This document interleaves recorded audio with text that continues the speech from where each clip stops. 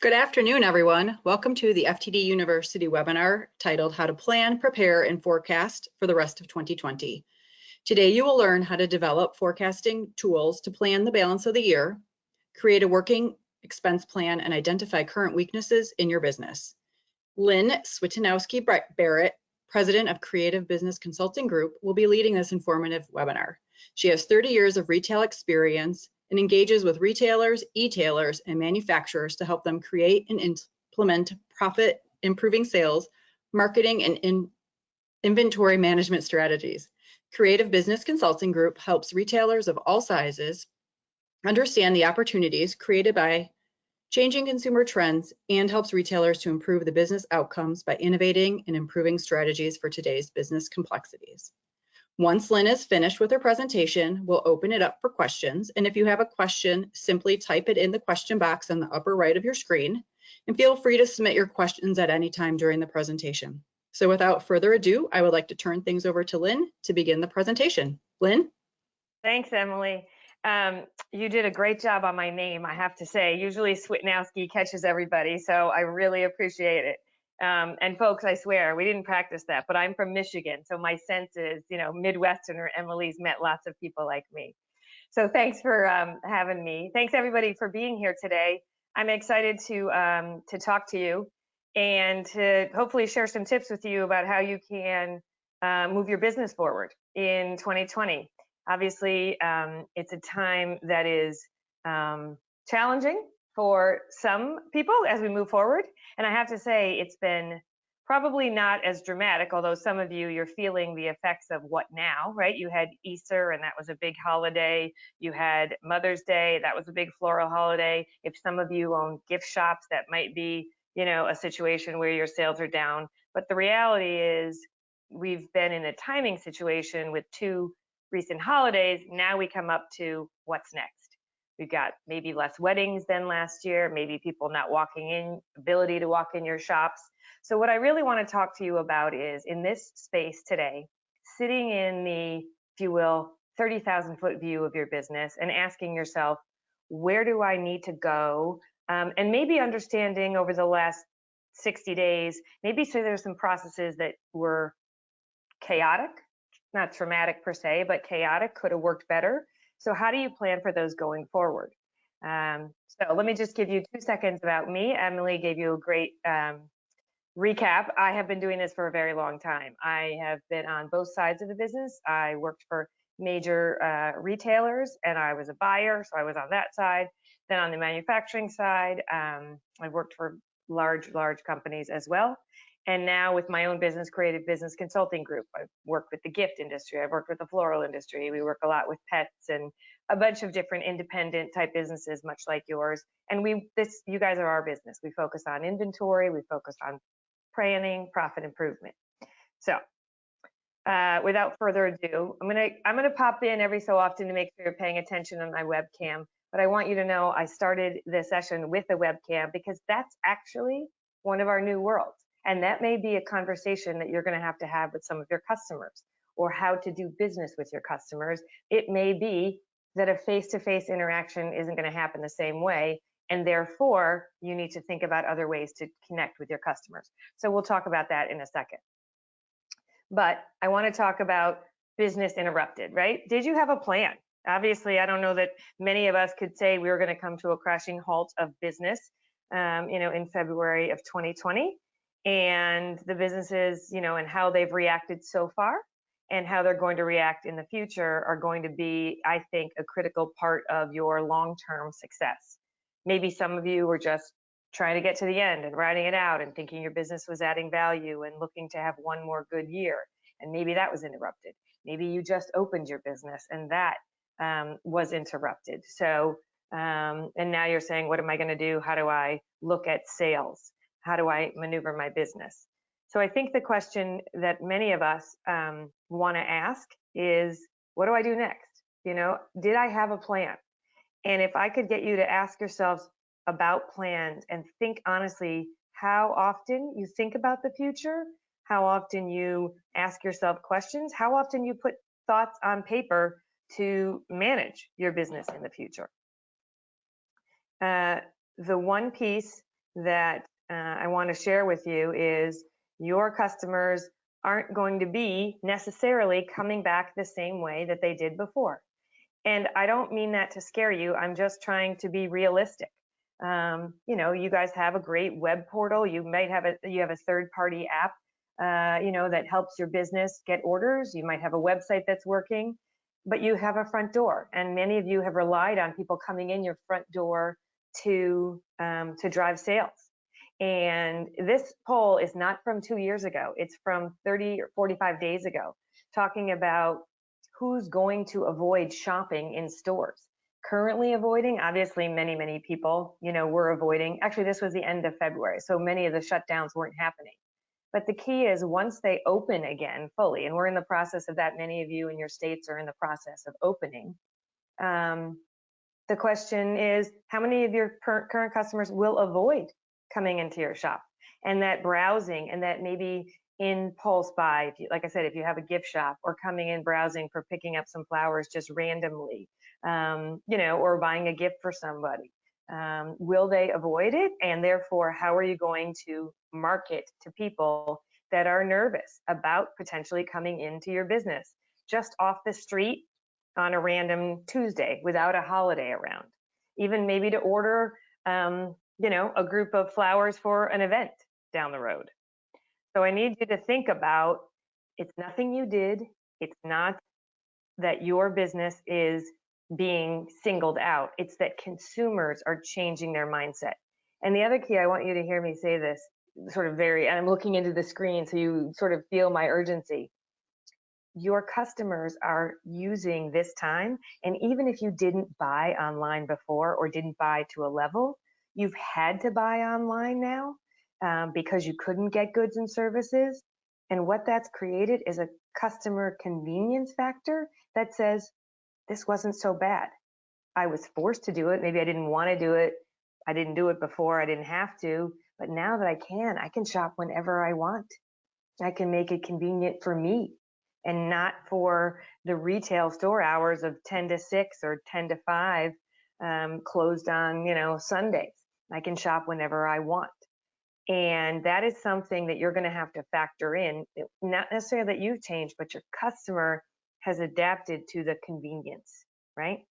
And the way that I'm describing it here is, how do you plan for less front door openings? But that doesn't mean less sales. All that means is a shift in your business from people walking in the front door, browsing, placing an order, walking out with an impulse buy, and leaving, to another way to do that. And in some cases, I think it's going to be very dramatic, depending again on the level of business that you had as a walk-in prior to this. I would tell you to plan for at least 30% decrease in walk-in traffic. And again, saying that, it's not just Lynn sort of bringing you bad news, it's a consumer mindset. Some of them are scared. They don't know what your store or business is going to look like. Some of them have found it more convenient and they don't have to. There's other ways to shop, and they still want to shop with your business. They want to give you the business. They just want other ways to do it. So again, planning and preparing for the future. How do you plan for less front door openings and the same or growth in sales? How do you create a strategy? And some of you may have had this thought prior, and maybe you've decided that, this wasn't for you. And maybe now is the time to say, we need to do this. We absolutely have to think about changing our business model. And this time, and I'm using the word extreme vigilance, this time we have to execute it. It can't just be about planning anymore. We have to execute it, right?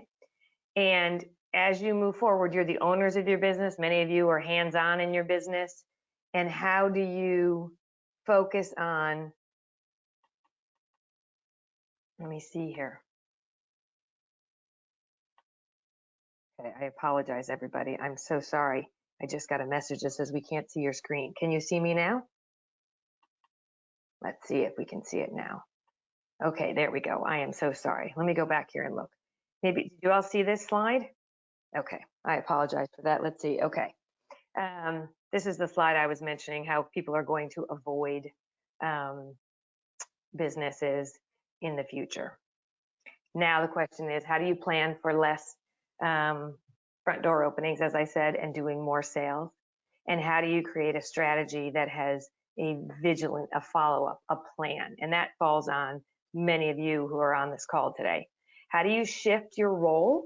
And if it's not full-time, how do you shift your role sometime to understanding that you are the director of the ship? You're the owner of the business. If you don't make these plans, who is going to?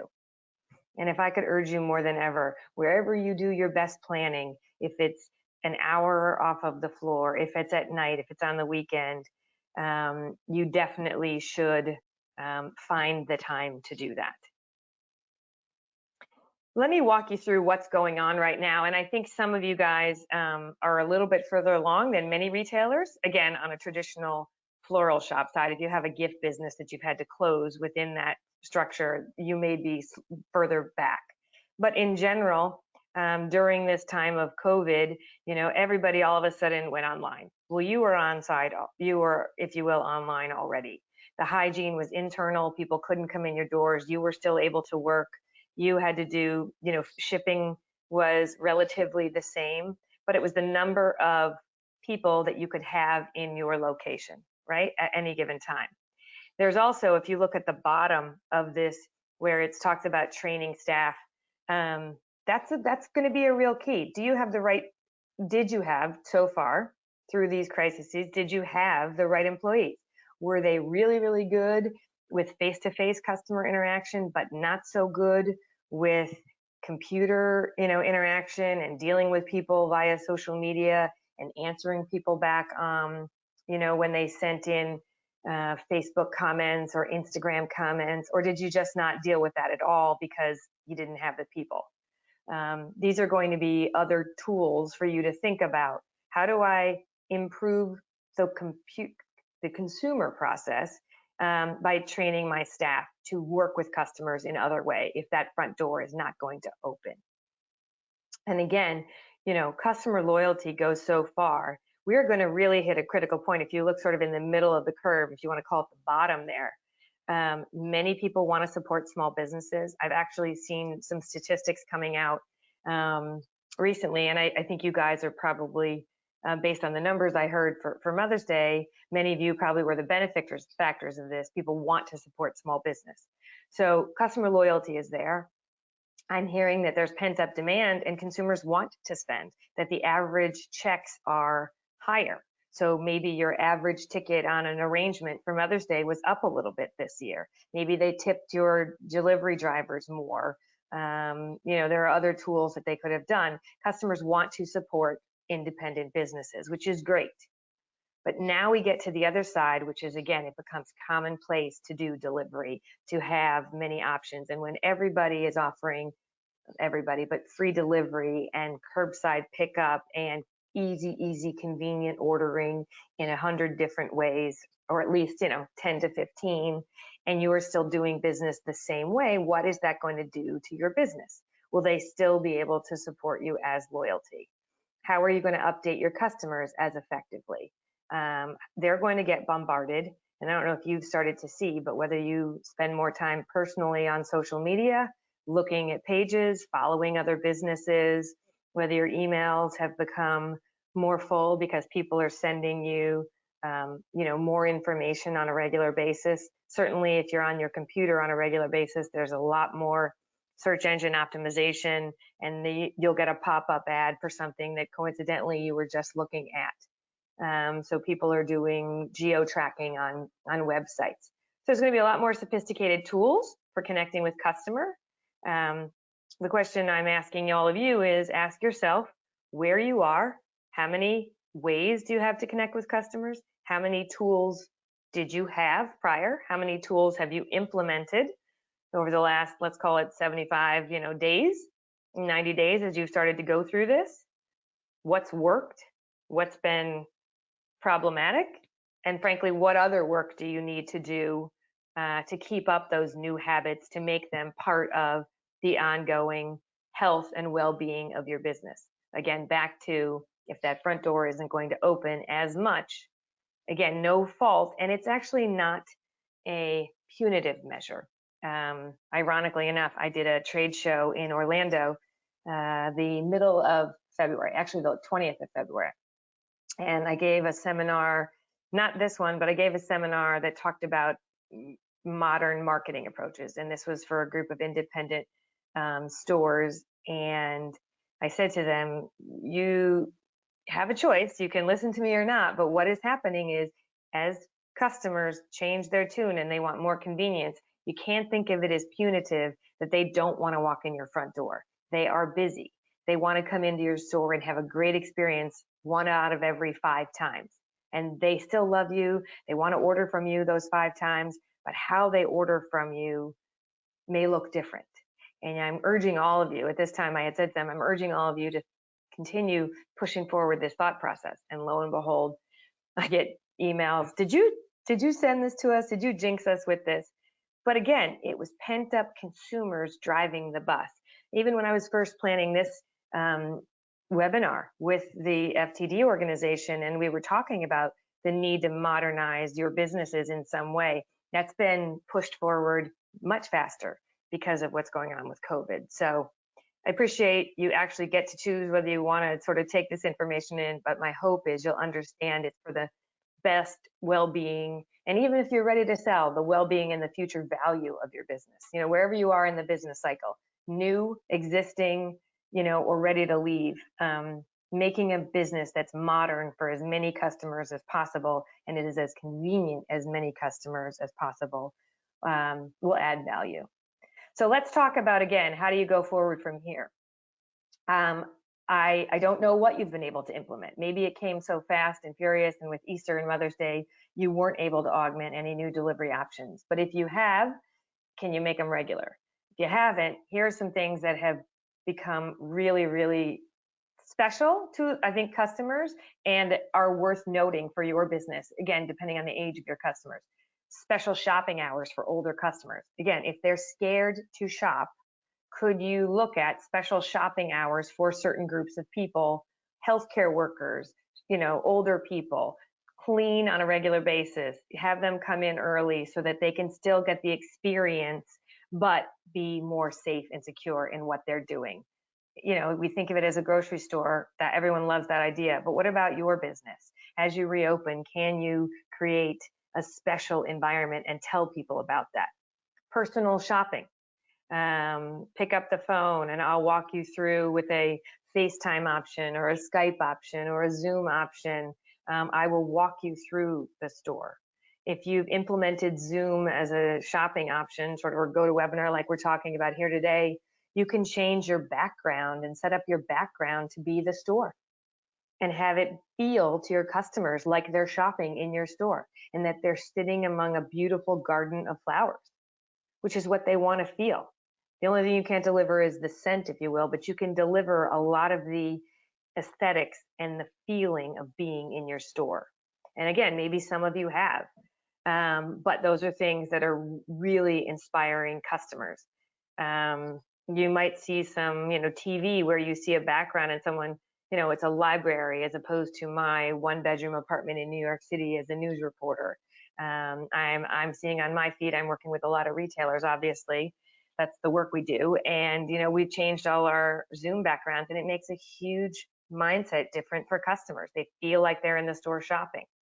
You know, reservation shopping, set appointments. If you have somebody coming in or you know it's going to be a while and the door is going to be closed because it's going to take some time, you know, maybe it is somebody planning a wedding. And even if it's only for, you know, less people, they still want to have an appointment. How can you do early in-store or late in the day to avoid crowds? Curbside delivery. Have many of you implemented that? You know, they call it hands-free delivery now, right? Drive-through options. Obviously, your model in this business has always included delivery, but are there other delivery options now? So order, you know, pay for it, text us, call us when you're outside, and we'll run it out to your car, hands-free delivery. So these are options. Maybe some of you have implemented some or all of them. My comment is convenience-wise, how can you keep them going? How do you make it more convenient for your customers to shop? Okay, now I want to take a poll. Erin, if you wouldn't mind throwing up the poll. Yeah, I'm reminding you guys of how Mother's Day went. And if you haven't taken a poll, what I want you to answer is, we're talking about all these different ways that you can do delivery, but let's talk about how many different ways today, or maybe including, pre-COVID, or now including maybe some updates. How many different ways can your customers shop with your business? And Erin, I don't see the poll up on mine, but I'm assuming it's up. It says, It's up there. We have about okay, 20%, great.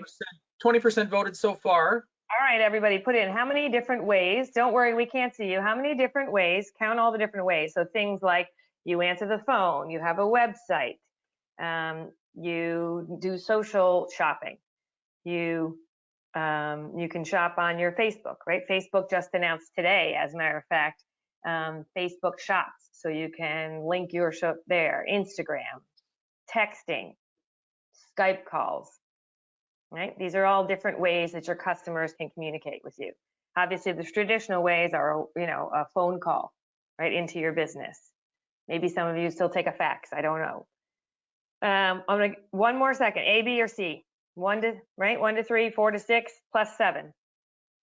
Last chance to get in the poll here. Okay. Organizer must close poll. So I'm going to close the poll, right?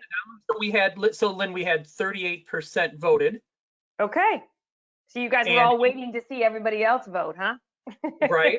83% was in the 4 to 6 range, and 17% was in the 1 to 3 range. Okay. So let's walk through. So 4 to 6, that's a good sign. I like that. But let's talk about some other ways that we can. Let me just make sure I got to share my screen here, and we'll go to the next slide. Let's talk about all the ways that you can do that. So I use the word phone. That's one, right? You have a text. You have a cell phone just dedicated to the store that people could text you. Do you use social media? So let's talk about three different tools there. Facebook. Okay, there's two tools within Facebook. One is message me on Facebook on a comment on a post, or 2, you can use Facebook Messenger. Another one is WhatsApp. If you're counting, that's 6 already. Instagram, right? Link in bio, that's 7. Instagram shoppable posts, that's 8. We didn't include your website, which is the simplest one, that's 9. What other ones here? Did we talk about the phone? We talk about the fax. I mean, I'm expecting that as I say that, some of you are like, oh yeah, I could do that. Oh, I could do that. That's exactly right. How many different ways can you communicate with your customer? I just want to show you here, I'm talking about social media. In the left-hand side of the slide here, you see a bunch of boxes. If you're familiar, that's a Zoom call, and that's a work call. That's a group chat or a group meeting with somebody who is, that's an office call. One person, if you can see there, put their child on it. But I bring it up because you could have a Zoom chat, invitation only, with your customers as a way to shop. That could be a fun event for your store. We have a new set of flowers. We could do we'll get you a kit together, and you come, you pick curbside pickup, and we'll do a flower arranging class, and we'll do it via Zoom, right? Everybody will get the kit of flowers. You go home, you pick your vase, and we'll do it online as a Zoom interactive session. Again, I'm trying to get you to think, if I can't walk in your store, if I cannot have that experience, how do you as business owners communicate different ways to have that experience with your customers? How many different ways can people buy from you? And while you may not love personally social media, that's okay. You and I can talk on the phone, we can email, but for your customers, especially post-COVID and moving forward, when they have spent much more time on social media, browsing Facebook, browsing Instagram, shopping on Facebook and Instagram, watching tons of YouTube videos, using WhatsApp, if your business doesn't help modernize in that way, you're going to miss a big opportunity, especially, I don't want to beat a dead horse here, but especially if they're not coming in. How do you make your business relevant? How do you keep your business in front of your customers if they're not walking in the front door quite as much, right? Obviously, you can have a hotline, but I had this conversation with a client yesterday, and we, we definitely had a conversation about doing a hotline. But what's the hotline timing? Like, my hotline, my phone, our store is open from 10 to 6. But maybe what you're finding is people are placing orders later at night, or they're having lots of questions that are coming in late at night. Would you be better served communicating with people? Again, your choice. But if most of your orders are coming in at night and people have questions, and now you're having trouble connecting with them in the morning, what if somebody worked from 7 to 8 and answered questions, or did a live video chat about something, from 7 to 8, or 8 to 9 in the morning? Again, all of these things are your choices. I'm just trying to make sure you understand as we move forward what that means for potential business opportunity, right? Your customers are, I've said this in a lot of different ways, but your customers are the ones who are happy to do social media. How do we make sure that you get there as well? How do you focus on moving forward? Tagging products, right? These are floral businesses that I highlighted for you. You can see here, they make a really pretty story. You have beautiful products. If you're not using social media, you're missing an opportunity, because your product offering is beautiful and it makes people feel good and they emotionally connect with your products. So using social media as a shopping tool is just a great way to do that. I want to move to a couple of different things here, because I know we're just about, I'm going to go over by about 3 minutes, and I promise I'll get your questions all answered at the end. Actually, maybe Emily, you can tell me how many questions we have so I know if I have some time. But let's talk about, as we move forward, how many systems, backfired on you. Maybe you took more orders. I did hear that they had to cut off delivery because, there was a supply issue. Maybe people were too busy. They didn't have enough drivers. Maybe your technology broke down. Did the COVID situation cause your systems to overload? Did they not work? Was it more chaotic than it needed to be during this time? So I don't know that answer. You do for your business. You need to ask yourself the question, what happened? What broke down? And moving forward, how do I invest, right, in systems that are going to move my business forward? So things like a POS system, things like mobile payment. When you took that, did your credit card machine go down? Could you take Apple Pay? Could you take mobile payment? So you run out to the car, hand somebody a tablet, and they swipe a credit card and they move forward. Did you have customer relationship? We're talking about how do you manage what your customers, buy from you. It would be a really great tool. Again, I don't know where your breakdowns, maybe you didn't have any, maybe every system you have worked great. That's perfect. That's what you want to happen. But know that for the modernization of your business and how your customer wants to act, here's I leave you with this. If your customer could have no physical interaction with you, if they didn't have to call, if they didn't have to come in, and they could order and get a delivery and have it paid for and have the person get the delivery and be extremely happy and write a review because the flowers and the arrangement and the gift was so beautiful, and they never spoke to you, there's only one person that would be upset about that. And that's, my guess is, most of you, because we've built our model on face-to-face interaction. Whereas that customer who got to order flowers at 10 o'clock at night and got beautiful flowers because they sent in a picture and you created it, or you had a virtual walkthrough, and they never ever had to communicate or come in the store and take a minute out of their busy lives, they would write a great review because they had a good experience. Do your systems allow that to happen? So what about the rest of the year? Now that we're talking about, do I need to add more systems? If people aren't coming in, how do I plan for sales? Do I have supply issues? Are my prices going to go up?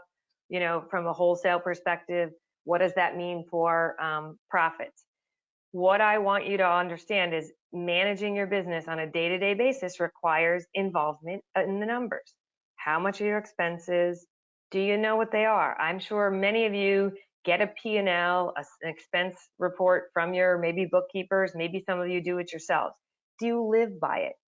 Do you understand that looking forward, our sales going to be planned down for the rest of the year? Is there the possibility that you could do less sales? Have you accounted for that? What does that mean to your bottom line profits? Have you even thought about it until you got here today? This is a P&L, and what I would urge you to do, and there's lots of templates, you can go online. I have one, I'm happy to share it with you, but you need to go in and plan your sales. You need to go in and plan your expenses, and then you need to come up with a plan that you can still make money. The way that I'm talking to my clients right now is we may have, and again, we lost some, in some other industries, we've lost some top line sales over the last couple of months. If you've been lucky enough to maintain your top line sales, factoring in your expenses and possible reduction of sales for the balance of the year will help your business stay ahead of the curve. There is nothing worse than coming up with at the end of the year and realizing that it was a surprise. I urge all of you to spend the time and get help if you need to. There's people like me out there. You may have people that can help you do this planning, but the idea is what is going to change in your business from revenue, what's going to change from a cost of goods, what's going to change, what can you change? Maybe it's not salaries and wages, or maybe it is, or maybe it's you got a PPP loan and maybe how are you paying that back? Maybe there's less advertising, maybe there's expenses you could defer or move. So creating a profit and loss statement, a projection through the balance of the year will be a critical piece for that. That's your forecasting tool, right?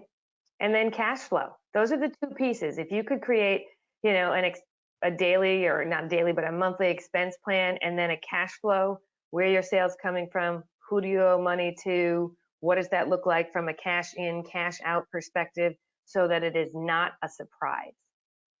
And I say that with all sincerity, your cash flow and profit shouldn't be a surprise. It is something that you should be living and breathing.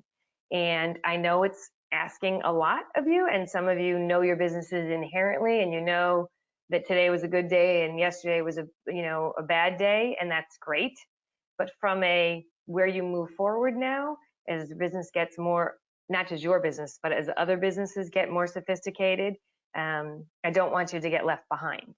And managing your profit and loss, and not just planning it, but managing it and managing your cash flow will help you do that. I alluded to this earlier, and I just want to make sure that you're all thinking about part of the success of your business has always been and will always be your employees. That's you, that's the people that work for you, that's the creative people that do your designs and actually do the work for you. And then there is the sales piece of it. And if the sales, and I use the sales function because you may have a person that is great at sales when somebody is standing in front of them. That's the person that walks in the front door. Do you have somebody that is good at sales via social media, via the internet, and can have that non-verbal communication, conversation without, coming into the store? And I know that may not feel good to some of you because you feel good out of watching people smile, but I promise you it's about your customers as well and what they need and want going forward. So I am urging you all to think about as you move on, and then maybe the next time somebody leaves, maybe you need somebody who is really, really good at social media and is great at marketing a business that way. Facebook, Instagram can do beautiful content for you that links to actual sales. And that person's job is a floral salesperson, much like your front door opening, but it's via the internet or via social media. IT, obviously, there's lots of small businesses that can manage, your IT. That's not a function to me that's the most critical, but to me, it's sales. Having a salesperson that just is not only good, if you will, I want them to be all personable. I want them to be great with customer service. And most of you have those people already. The person I think you're missing is this marketing hybrid person who can help you sell online, because selling online is the next step. And I don't just mean going to a website. I mean social selling on social media. And you're going to have to figure out, because they all link. Facebook and Instagram, they're owned by the same person. WhatsApp and Messenger, you're like, what are those things? They're messaging tools. And the next, generation is not going to want to text you even. They're not going to want to call you. They're just going to want to message you and say, I want this. I want to order this. And you, as the leaders and owners of your businesses, have to start thinking about the capability of your future sales team. That's the biggest worry I have for all of you, is making sure you understand the next generation of customers want a little bit more modern marketing approach, all those things we talked about, all those different ways of communicating and buying from you, not just via the phone and not just via a website, which might be 2 key tools. So how do you have the people? I want to leave you with this. I have left a couple of minutes for questions because I heard we only have a couple. So resources exist. There's a copy of this presentation right here in the handout section, so you can get that. Whether that's the FTD website, whether that's Small Business Administration, the NRF. We're here to help, obviously, and that's what we do. So if you have any questions, I'm going to try and answer a couple of questions now. And like I said, here's where to reach me. Emily, do you want to ask them, or you got Aaron? What do we have? Sure. Yep. Nope. I am here. So our first question comes from Bob. He wants to know, he says, our shop has been relocated to a commercial space 8 years ago. So walk-in's not an issue. The problem is the majority of our accounts are commercial accounts, a good deal of churches and a very prestigious golf club, and they're all closed. So what to do? Right. So that goes back to when they reopen, right? So I don't know what state you're in, Bob, but most states, I just read today, 49 of 50 states will be partially open by tomorrow. So I think the key there is you have to be in there. To me, it's really important that you do a lot of reconnecting. If you haven't been staying in touch the same way, it may be that you need to pick up the phone. It may be that you send something in the mail. It may be that you drop something off, a small bouquet, to remind them better days are ahead. You need to stay in front of them so that any business that eventually, they're going to come back. And then the other question is, how do you modernize the approach? Do they still need flowers? Is there going to be a shift? And are you prepared for that shift? Does it have to be only commercial? Do you now need to go to another vehicle, which would be more of a personal approach? So it may be something to look at from a percentage of where your business is coming from, and then how do we evolve and grow that business differently, maybe down the road. But definitely start with staying in front of them and reminding them that you miss them and that you're, supporting them in their endeavors, and you can't wait to see them again, is how I would start for sure. Great. And I want to remind anybody who is on the call, just simply type in your question in the box in the upper right corner. And we'll take that for you. The next question is from Colin. And so what's the best thing I can do in the next 90 days for my business? Okay, Colin, this one to me is just a simple no-brainer. Market more than you ever thought you needed to. And by that, I mean, if you've added any of these new services on the delivery or the curbside or shopping hours differently, if you've added ways that people can shop with you via Facebook or Instagram, it takes people 5 to 7 times to get the message that you're doing something different. So if they haven't been needing flowers and they don't know, they have not heard from this. So you must market, even if you've been around for 20 years, market more than you ever have. Here's a silver lining to this. Because so many people are home and so many people are perusing social media, Facebook, Instagram, YouTube, you actually have a chance to meet new customers. So that's another reason to be marketing even more, because people may not know about you. Yes, you've been around for 20 years, but maybe they have a different florist that hasn't been in front of them, that their Facebook and social media doesn't look as beautiful as yours does. Maybe you delivered flowers to their best friend and they didn't know it. So market more than you think you need to, and then when you think you've done it enough, do more, because you haven't. That to me is your biggest thing. And then after marketing, and you do that enough and well, then it's putting this expense plan together, because nobody should be surprised at the end of the year. You need to know where you're going to end up, what your deficiency might be, and plan for what's to come. Great. I got another question here that says, I know that customers love to get a picture of what was sent from the filling florist and what was delivered by the customer. What do we do with, when you have lots of orders? Is there an easy way to streamline that process? So if I'm understanding, you're saying people like to see the pictures of the flowers, what they sent. So it could be that you do it a day or two behind because you don't want to ruin the surprise. But it could be you could tag somebody in the post, right? If you know who it's going to, if you know who it's from. You could also ask in the sales process, we love to show, would you like us to send you a text of what this is? I'm talking about marketing it on social media, but it could be this hand holding that says, do you want to take a look at it before we send it out? Just another connection point, another customer service tool that you can make your business stand out from other businesses.